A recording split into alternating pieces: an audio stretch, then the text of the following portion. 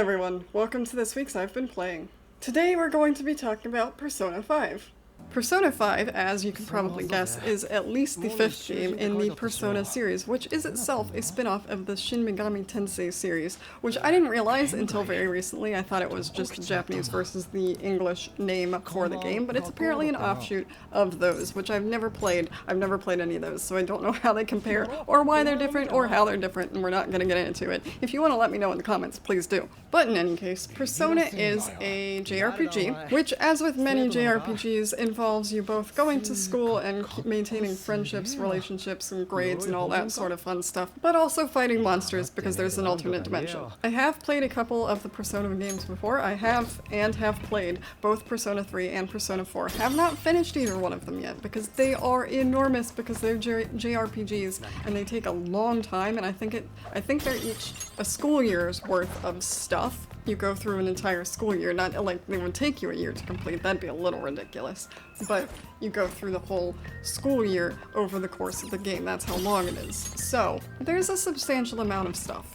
I have enjoyed all of them so far though, and they're all very similar mechanically, even if the stories differ a bit. This one in particular, you are I don't want to say gang, but you are a group, let's go with group, that are called the Phantom Thieves, and you stumble into an alternate dimension early on in the game, and you learn that these alternate realities are being corrupted because of people who have strong desires of one sort or another. The first one is quite a lot, and quite actually off-putting, let's say, but all of them seem to be related to some of the, the 7 deadly sins in some way. Or at least that's what I'm getting from the first one. And actually the second one, I've just gotten into the second one. The second one kind of lines up with Pride, so there might be 7 of them, I don't know. But as I said, you have your day-to-day life being a student because you are a high school equivalent student, and you have to keep up your grades, you have to take exams, you have to wander around, you have to get a part-time job, at least 1, possibly 2,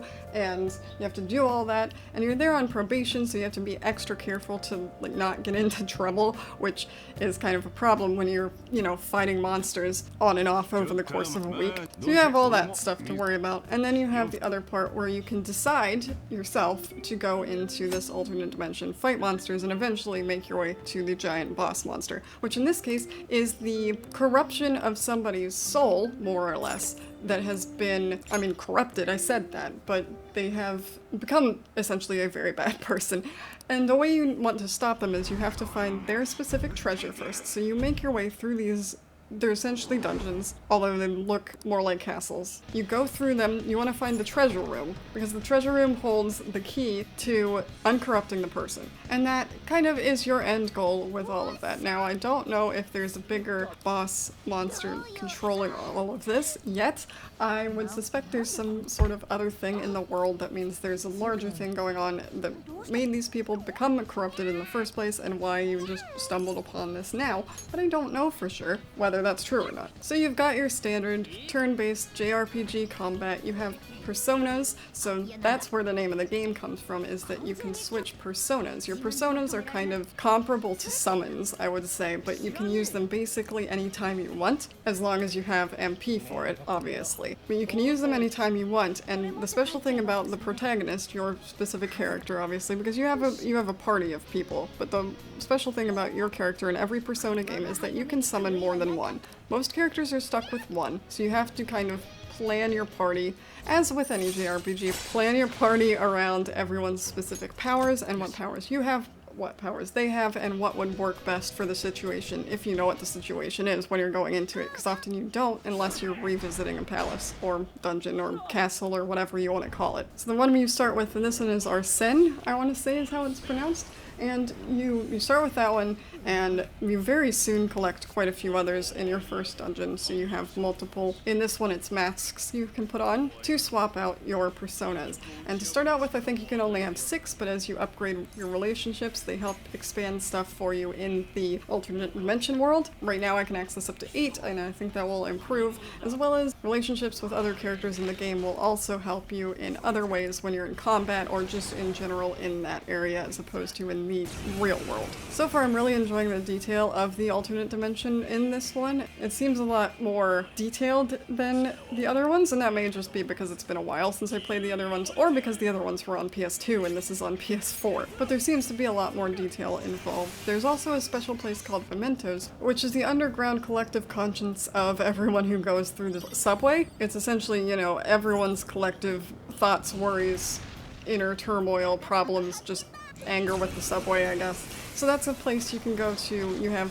They're almost side quests or side missions, though you can go there to level up or solve other people's problems and help them, as well as go after the big bad people. But even with that, honestly, my favorite part of every Persona game has been the mundane, day-to-day high schooler life stuff. I really like upping your stats. You have stats like knowledge, proficiency, kindness, charm, stuff like that. At least that's what they're called in this one. And you can do different activities around Tokyo and up those stats, and it's so much fun, and I don't know why that part of the game is generally, to me, so much more fun than going through the dungeon part, because you'd think the dungeon part is essentially the heart of the game, but I try to spend as much time as possible in the real world because I enjoy that. I enjoy going to noodle restaurants and ordering a giant plate of food and getting gutsier and stuff like that. I just find that really fun, and that's probably my favorite part of the game. And the thing is, the game always, once you find out who your next big target is, the game wants you to go after that and go back to the other world